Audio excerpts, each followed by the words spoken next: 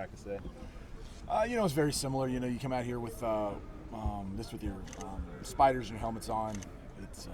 It's really an indication of what the guys are learning in the meeting room. It's really the communication. The things that we really want to see is effort. The strain. The guys will eventually get it, even if they're newcomers. Techniques, those types of things. Over time, if you're into football, you will get it. But it's just really just, how they're carrying themselves, what we're looking for in the communication.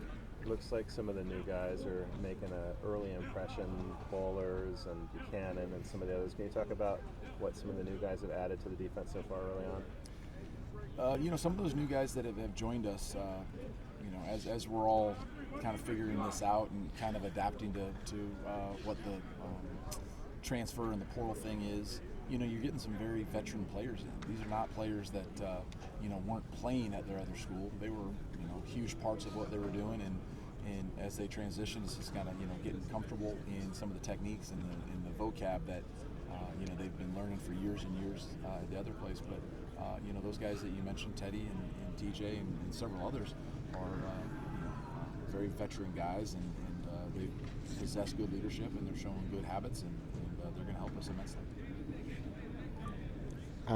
Cade was talking about just what Teddy's meant to him. Obviously, he's a freshman coming back and coming back as a sophomore, and then Teddy's kind of had some experience. What do you see as the value in having someone like Teddy on your roster right now?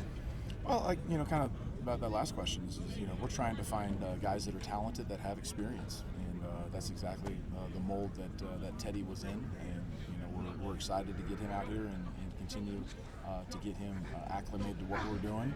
But we have other linebackers that are very talented too. This is a part of the roster. I think we have several guys that can go out there and help us play winning football.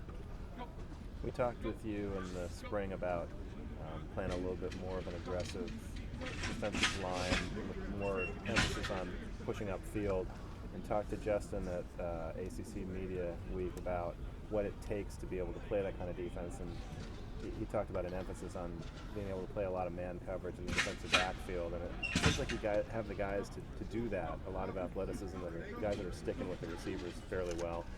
Are you confident that you might be able to continue to take that more aggressive approach this season, or is it just going to be a matter of how it plays out in the rest of fall camp? I think kind of how it plays out. Part of it is is identifying matchups. You can like a matchup 1 week, and then the next week, if you go against a couple guys that are maybe different than the week before, I think you always have to continually assess where you can win. I think in football, there's a lot of desire to be something, but in my experience, just because you want to be something doesn't mean you are something. So we have to.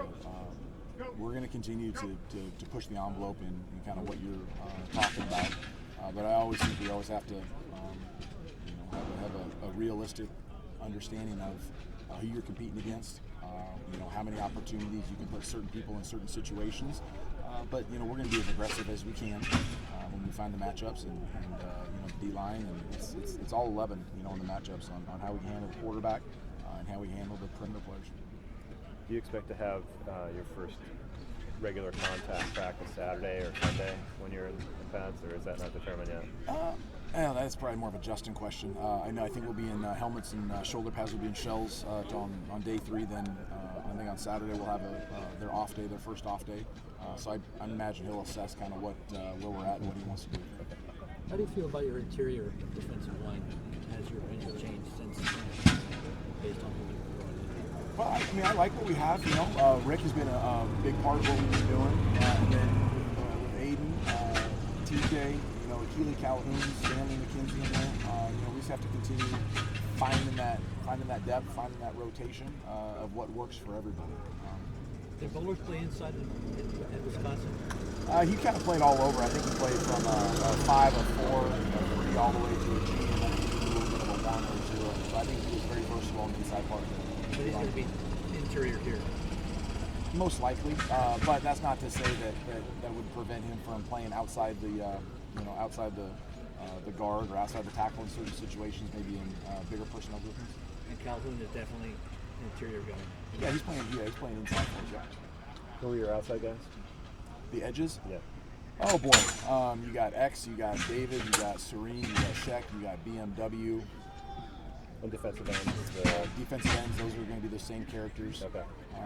Yeah, Serene, Sheck, UW, Ryan, Big Miles Williams.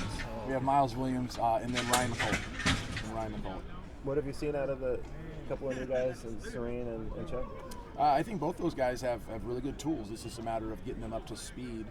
But they've, in the off season, Vic and I, we kind of talked about, what we need to do in terms of growth at that position. I think we need to get some bigger statured players that can play more physical on the tight ends, on the open side tackles. Guys that we can defend the CD gaps a little bit better with just some of the physical tools. And I think that's exactly what he did. He brought in Serene and Sheck, who kind of fit that mold of getting, they're not 290-pound guys, but it's a step up of some of the guys we've had in the past that really had to survive being undersized, but asking them to play over some physical tight ends and some 5 techniques on tackles.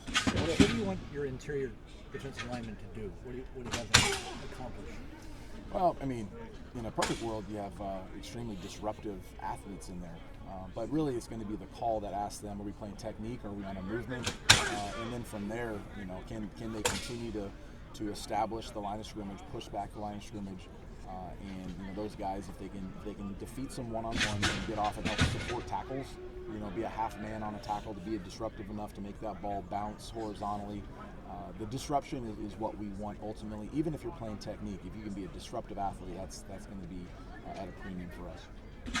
What's been your message to Cade? Because obviously last year, this time, it was a lot different outlook for him. For Cade. For Cade. Yep. Cade is about just growth and development. He kind of got thrust into that opportunity, and he did a fantastic job of it. But sometimes, it's kind of like playing golf, right? You go play golf for the first 2 times, like, I'm pretty good at this, and the more you play, like, oh shit, then you start thinking about it, and and then it kind of gets into your head a little bit, where now this is the opportunity for him to reflect on what he's done. I believe, he should have all the confidence in the world that he has the physical tools and the mental aptitude to do it. Now it's about the consistency and how much better he can get. Feels like you have a lot of options in the secondary. A lot of guys who have played some games previously. What's going to determine kind of who sees the field the most there? How they practice. We're gonna let them ultimately tell us who's going to play. By their consistency, by their opportunities to get around the ball. Can they be trusted? How do they play when the ball's in the air?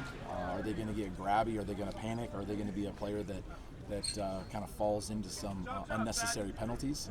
So I think all those things will ultimately play into. But the more talent we can find back there, and guys that can play close to people, the more and more.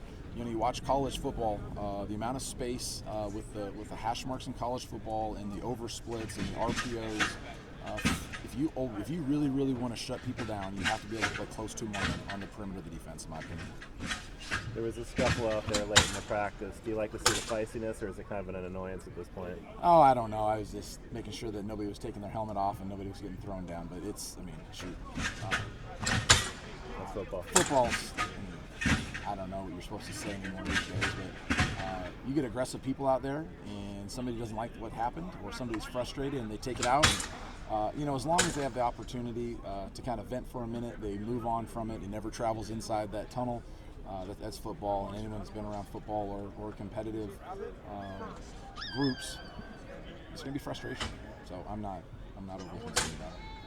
Coach Wilcox talked about team speed and alluded to maybe this being the fastest team he's had here. You haven't gone full pads, you haven't gone at full speed yet, but you noticed that on the field from the defensive side? Yeah, there are guys that I think Brian said we had 11 guys that were 21 miles plus on GPS this summer, which is a solid number. I don't know how much data we have past 10 years ago, so I don't know if that's better than it was 25 years ago or what it is, but we do have some guys that can go, especially in the back end. Isaiah Crosby can go, Marcus Harris can go, and that's the faster we can get to either eliminate X plays, or on the flip side, when they do have the opportunity to score and they get some space and they can outrun the defense and get those explosive plays. To be dangerous on offense, you have to have the ability to exploit people to death. And first downs are awesome. But first downs that turn into 7 points is really how you become a dangerous offense.